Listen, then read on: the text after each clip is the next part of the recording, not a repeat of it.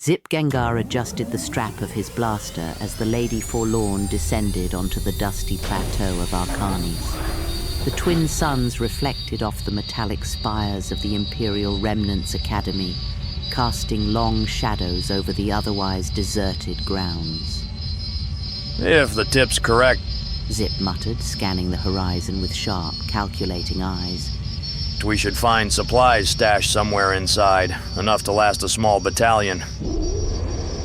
Dexy Savage, perched on the co-pilot rail, frowned at the jagged skyline. I hope this isn't another Jakku-level disappointment. I swear, Zip, if this place is empty, I'm leaving you behind. She smirked despite the tension, but there was an edge to her words, a mixture of nerves and anticipation. The silence of the academy was deceptive.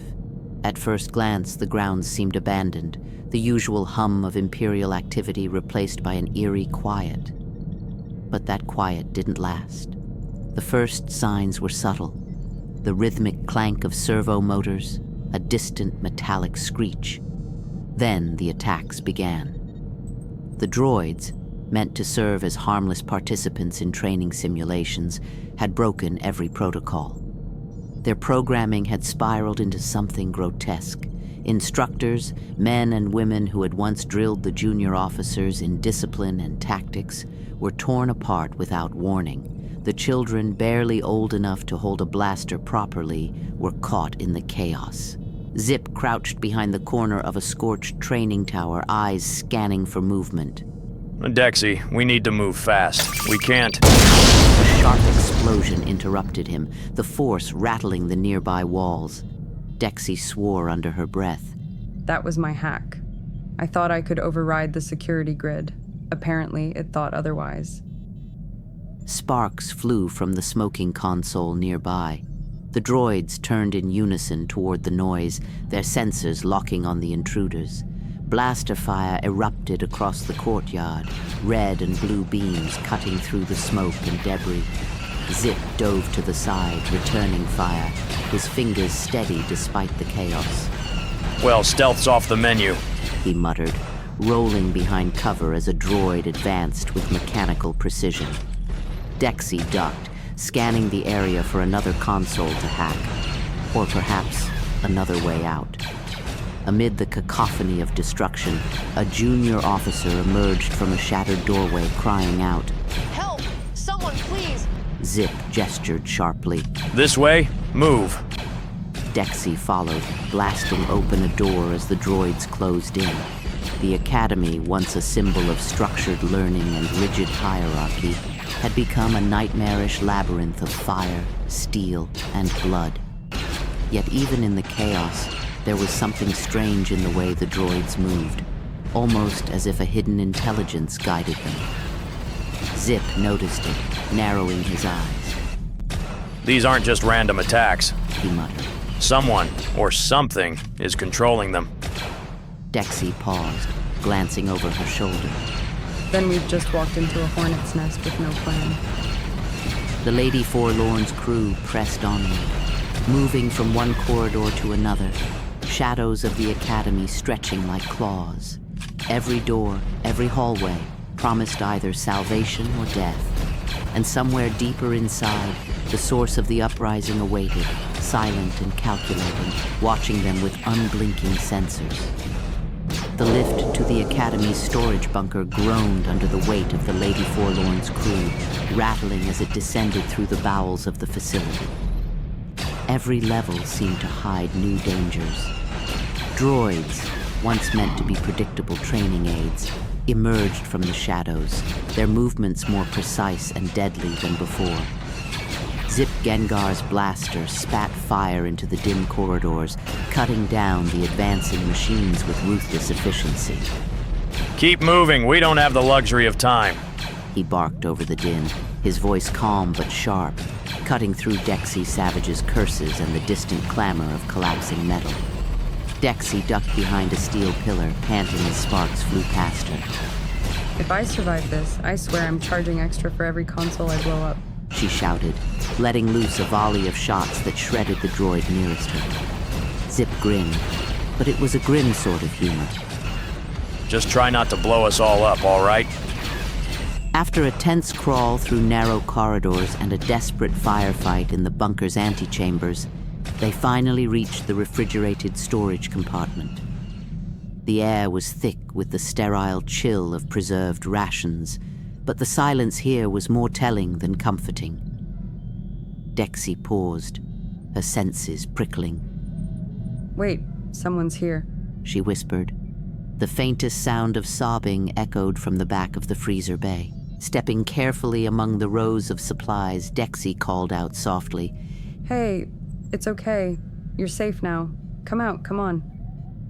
A small figure hesitated in the shadow of a towering crate, wide-eyed and trembling. As Dexy coaxed him forward, she realized he was no ordinary cadet.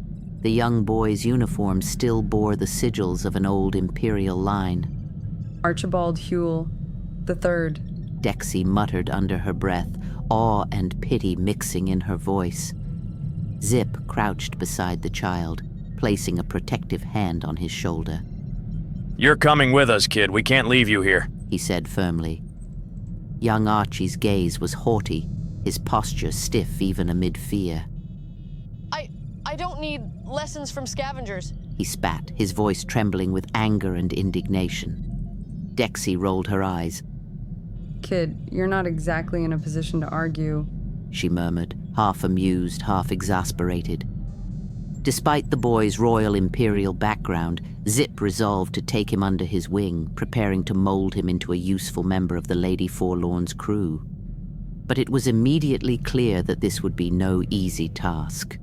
Archie resisted every instruction, clinging to the rigid decorum of his lineage even as the harsh realities of survival pressed in around him. Once the immediate danger of Arkanis was behind them, the crew set their sights on the nearby planet of Rhea. The blue-green orb shimmered invitingly in the distance, an aquatic world whose surface teemed with the Reen species. Dexy leaned against the viewport, studying the planet with mild curiosity. No droids here, she observed. Looks like we might finally get a breather. Zip's eyes narrowed thoughtfully. Don't get too comfortable. Just because the droids haven't reached this far doesn't mean trouble won't follow. Still, for the moment, Rhea offered a rare sanctuary. Its deep oceans and sprawling coral cities promised isolation, a place where the Lady Forlorn's crew could regroup, resupply, and, if they could manage, attempt to train their new ward without immediate interference. But even as the ship descended into the planet's atmosphere, a quiet tension lingered. The galaxy outside Rhea's protective waters was still in chaos, and young Archie's stubborn defiance hinted that the hardest lessons were only just beginning. Somewhere, unseen, the shadows of past enemies, and possibly new ones, were already stirring. The moment the Lady Forlorn glided down through Rhea's cerulean skies, the crew could feel the planet's subtle difference from the rest of the galaxy. The air was thick with the scent of salt and kelp, carried up from the sprawling aquatic cities that shimmered below. Dexy Savage peered through the viewport, tapping the glass lightly.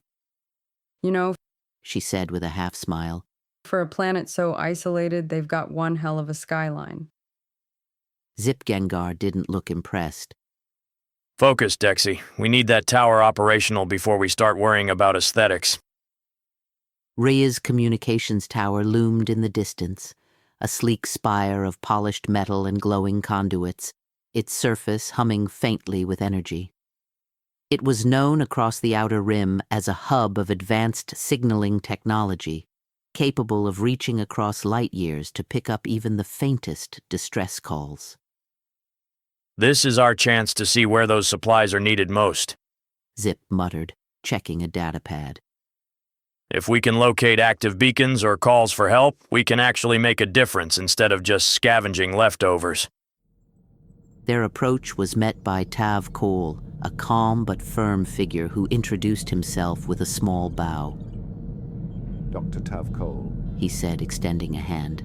I am assigned here by the Reen government. You're the ones requesting tower access? Dexy gave him a skeptical glance. We are. And if this is some kind of formality, let me save you the trouble. We've got a ship, supplies, and a very limited patience for bureaucracy. Tav's lips twitched in what might have been a wry smile. Bureaucracy is unavoidable, He replied. but perhaps we can make it tolerable. Together, they drafted a plan to approach Governor Pesca, the chief political officer of Rhea.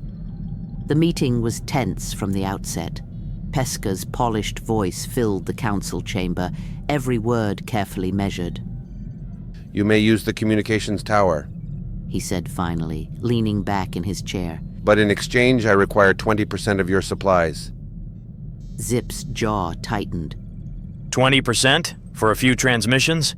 Tav interjected diplomatically. Governor, consider the potential lives these supplies could save. A minor concession now could prevent far greater losses later. Pesca's eyes narrowed, a glimmer of calculation flickering behind them. Think of it instead as a partnership. My people will see the benefit, and come the election cycle, it reflects well on me. Dexy muttered under her breath. So basically, we're feeding their propaganda machine. Zip gave her a sharp look but said nothing aloud. After a brief council among themselves, the crew agreed, reluctantly. It was not ideal, but in the galaxy's chaos, survival often required compromise, even when the moral cost tasted bitter. As they left the council chambers, Dexy shook her head. I swear, sometimes saving lives feels like bribing politicians with blood money. Zip didn't answer immediately, his gaze fixed on the glowing tower in the distance. Let's just get this done. Then we can worry about the politics. Tav Cowell fell in step beside them, his voice low. Politics rarely go away, but perhaps for a while, we can make a tangible difference. The crew moved toward the tower, the hum of its energy resonating through the ground. Somewhere beyond Rhea's oceans and coral cities, there were those in need, and the Lady Forlorn's mission was just beginning. Yet, as they prepared to activate the systems, a quiet unease settled over them. Politics, after all, were only one challenge. The galaxy had a way of presenting far deadlier ones when least expected. By the next morning, Tav Cowell had made his decision. The sterile corridors of the Lady Forlorn's medbay were already humming with activity as he began organizing his tools. I've spent enough time on Rhea, He said, securing a vial of antiseptic into a leather pouch. There's more to do out there than tending to the same political whims day after day. I'll go with you. Dexy raised an eyebrow, smirking. So you're just hopping onto a ship with a bunch of, pirates? Scavengers? Lost causes? Tav's expression didn't waver. Call it opportunity. I prefer saving lives to bowing to bureaucracy. Zip gave a small nod of approval, the kind that carried more weight than words. Welcome aboard, Doctor. Just don't let anyone cut themselves near the reactor again, all right? The Lady Forlorn's crew busied themselves with final preparations, loading the remaining supplies and checking navigational systems. Young Archie, ever the reluctant pupil, hovered near Zip, arms folded and a scowl etched into his features. Do we really have to leave so early? There's nothing for me to conquer here. He grumbled, though there was a faint spark of curiosity in his eyes. Zip merely patted his shoulder. Conquest isn't always about armies, kid. Sometimes it's about surviving the next jump. Before they could lift off, the whine of repulsor lifts echoed across the landing pad. Another ship, battered but unmistakable, touched down not far from him. Zip's hand went instinctively to his blaster, but Tav's calm voice stopped him. Wait, that ship. I know it. The markings were unmistakable. It was the ship Kulutu had stolen months ago, the vessel at the center of the mutiny on Jakku. A figure emerged from the ramp, striding forward with the same firebrand energy Zip remembered all too well. Zip Gengar, Kulutu called, voice sharp as a vibroblade. we need to talk. Zip's fists clenched. Kulutu, He said through gritted teeth. after what you pulled back on Jakku, I'm not sure I want to hear a word you have to say. Dexy crossed her arms, leaning against the hull of the Lady Forlorn. Oh, this is going to be entertaining. She muttered. Tav Cowell watched silently, reading the tension like a doctor reading vital signs. The conversation was heated, voices echoing across the landing pad as old grievances resurfaced, accusations, regrets, and reminders of past betrayals flew back and forth. But beneath it all, a fragile recognition of shared history lingered.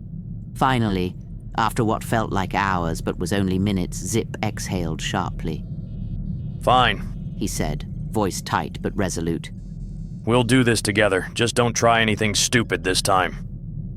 Kulutu's eyes glinted, the corners of his mouth twitching. Agreed. We work as one crew for now. As the two shook hands, a quiet anticipation settled over the Lady Forlorn. The alliance was uneasy, fragile even, but the galaxy rarely gave second chances. Somewhere out there, waiting in the vastness of space, were new challenges, and possibly new dangers. And the crew, now slightly larger and more unpredictable than before, was about to take its next step. Meanwhile, wherever Riley had been driven by fate, the moment refused to loosen its grip on her. The memory returned without warning, sharp and merciless. A crimson blade igniting in the dark, its glow slicing through her father's robes as if cloth and flesh were equally meaningless. There was no time to scream, no time to intervene. The strike that ended Cade's life came too fast, too clean, and yet Riley felt it anyway. The heat, the searing burn in her chest, mirroring his final breath as the lightsaber pierced straight through him. She staggered as if struck herself, a broken gasp tearing from her lips. No, she whispered, though there was no one there to hear her. Far beyond her reach, light years away, across star systems and shadow, Necris closed her eyes and smiled. It was a small thing, almost indulgent the way her lips curved as she reached into the dark side. The Force answered eagerly, coiling around her thoughts as she fed it purpose. Riley's grief, her guilt, her unhealed wound. It was all so easy to touch. feel it. Necris murmured under her breath, as though Riley were standing right in front of her. Don't look away. The distance between them meant nothing. The Force bent to Necris's will, slipping effortlessly into the cracks of Riley's mind, pressing against the raw edges of her pain. Each heartbeat became heavier, each breath tighter as the anguish was drawn out and magnified. Riley's thoughts spiraled, the past bleeding into the present until she could no longer tell where memory ended and reality began. She pressed a trembling hand to her chest, trying to steady herself, trying to push the sensation away. Get out of my head. She hissed into the empty air, her voice cracking with fury and fear alike. But the darkness did not answer. It only lingered, patient, watching, waiting for what Riley would do next. She tore herself from sleep with a sharp gasp, lungs burning as though the air had been ripped from her while she dreamed. Her body was slick with sweat, the pillow beneath her head soaked through, the sheets twisted and heavy against her skin. For a moment, she couldn't move. Her hands were clenched tight against her stomach, fingers digging in as if she expected to find a fatal wound there, heat, blood, the echo of a blade. There was nothing. No lightsaber scar, no blood. Only the lingering pain in her chest and the weight of her own thoughts pressing down on her. Riley forced herself to breathe, slow and deliberate. It's not real, she muttered into the dimness, though the words felt thin and unconvincing. The image still burned behind her eyes, vivid and cruel. Months had passed since the Grandmaster had shown her the truth of it, her father's end, his life severed by Necris's hand. She had carried that knowledge ever since, like a splinter embedded too deep to remove. She had never known Cade, not as a father, not even as a distant presence. He hadn't visited, hadn't written, hadn't known she existed at all. The bond between them was blood alone, nothing more, and yet, when he died, something in her had fractured. Whatever he had been, or failed to be, he lived on through her, carried forward in ways neither of them had chosen. Riley sat up slowly, pushing damp hair back from her face. This doesn't end like that, she said quietly, the resolve in her voice steadier than she felt. Necris had made her position painfully clear. There would be no alliance, no compromise, not even in the face of annihilation by the droids. The galaxy could burn and she would still stand apart, feeding the chaos. That was unacceptable.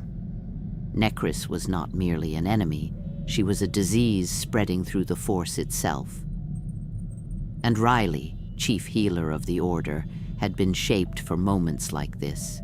Healing sometimes required destruction. Some infections could not be cured gently. She rose from the bed, resolve hardening in her chest. Whatever it takes, she whispered to the quiet room.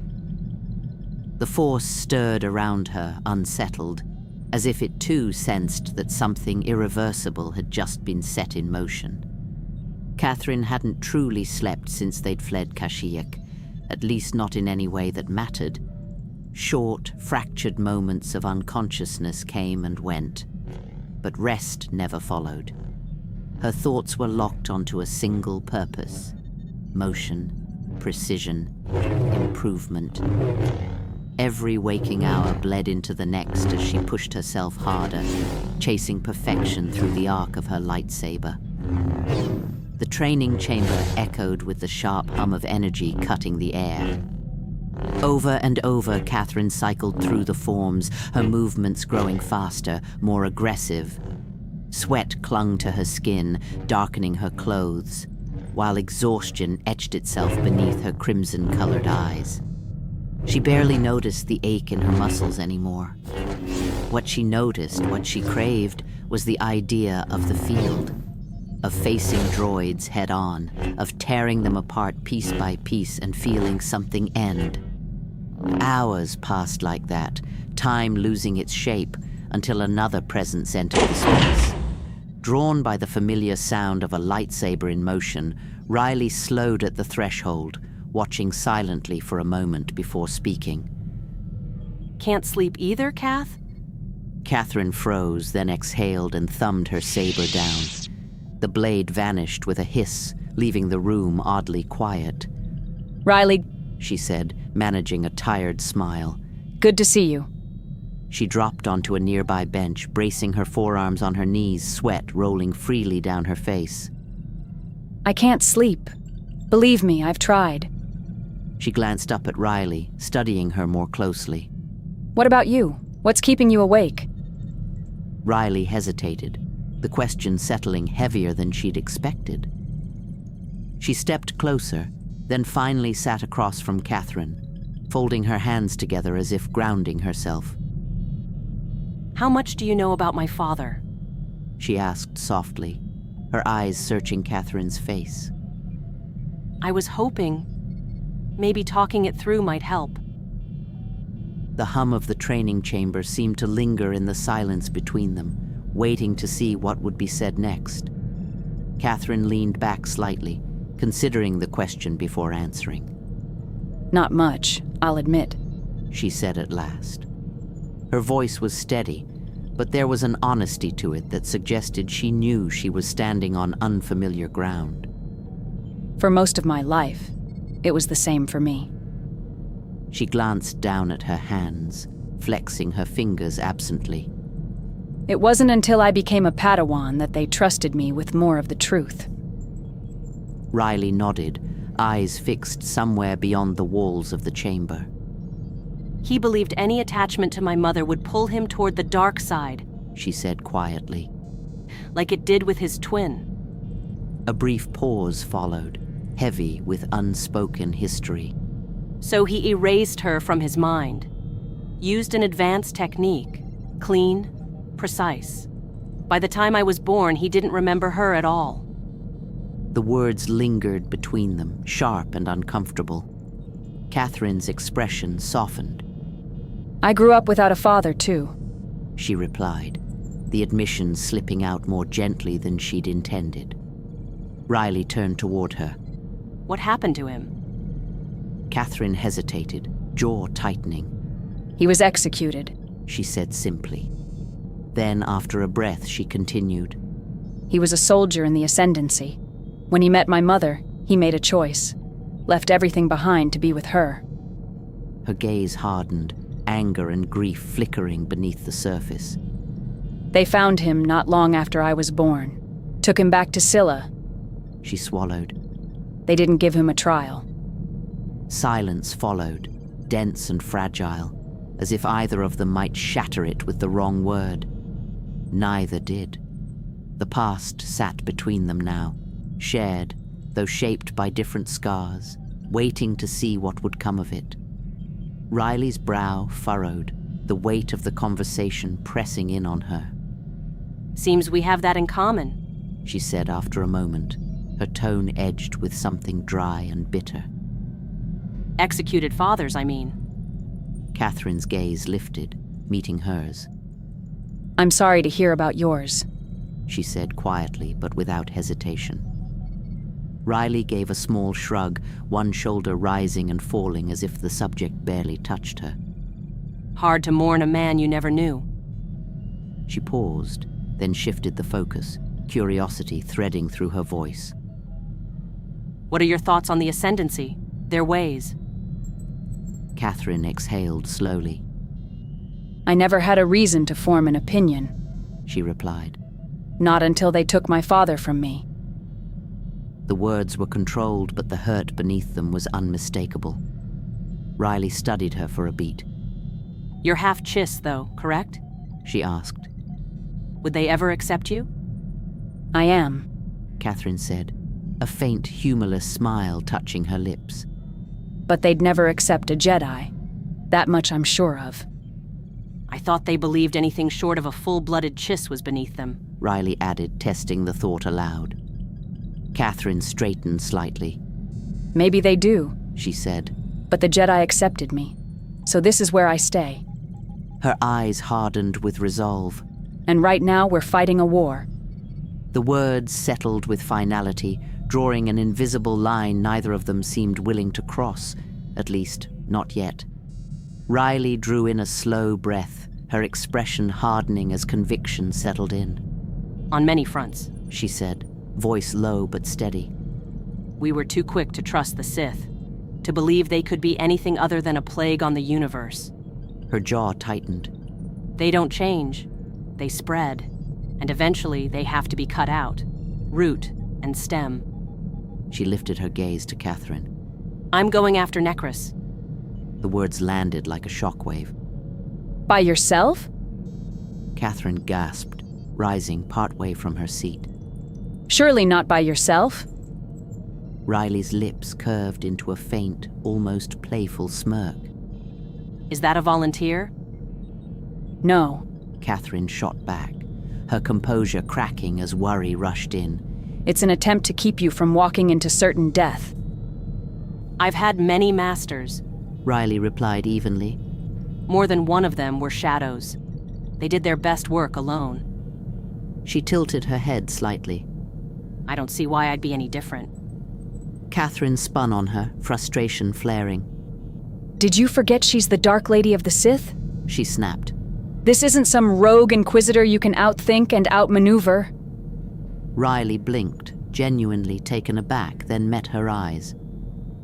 I thought you were my friend, Catherine, she said quietly. Do you really think I'm that dense? The fight drained from Catherine's face all at once. Her eyes glassed over, tears threatening to spill. No, she whispered. And I know I can't stop you. Her voice trembled as she stepped back. But please, don't give me another friend to mourn. I already lost my father. I don't want to lose you, too. She turned away before Riley could answer, leaving the room in hurried strides, one hand raised as she struggled to hold back the tears. The door slid shut behind her, and the silence that followed felt heavier than any argument left unfinished.